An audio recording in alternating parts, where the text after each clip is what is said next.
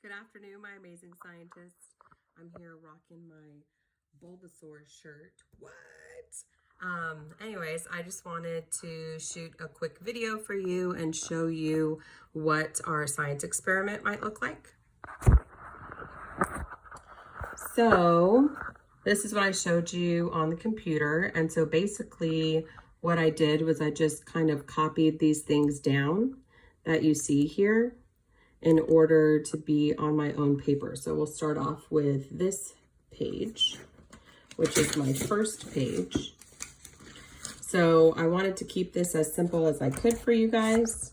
So here is my part 1, because if you notice on here, it says part 1, and then it asks for a drawing of a slow rope flick. And so I just labeled that slow rope flick.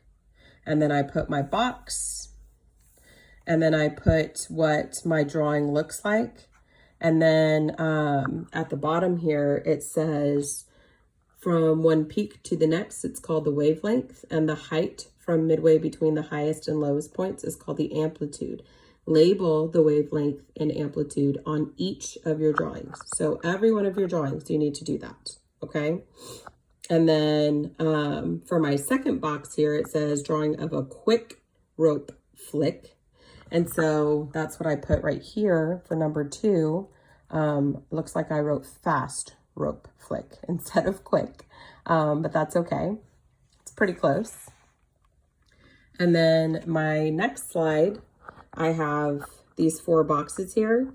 And notice how it says part 2. So I wanted to make sure that I'm labeling this correctly. So I included part 2 as well.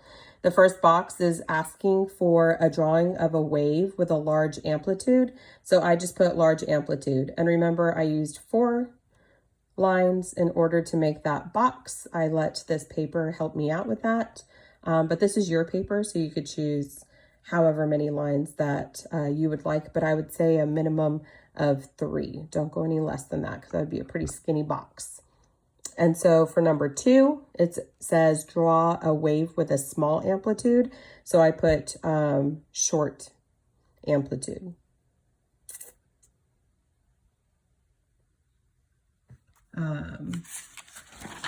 Which I guess that should have said small. Great. I'm sure you'll label it correctly on yours. The next one is number 3, and it says a drawing of a wave with short wavelengths. And so I put wave with short wavelengths, made my box, and so on. And then finally, on my last slide, it is the questions. And so I have some sentence starters here for you, actually, because if we use part of the question in our answer, then we don't have to write the whole question down. So the question says, what did these waves have in common?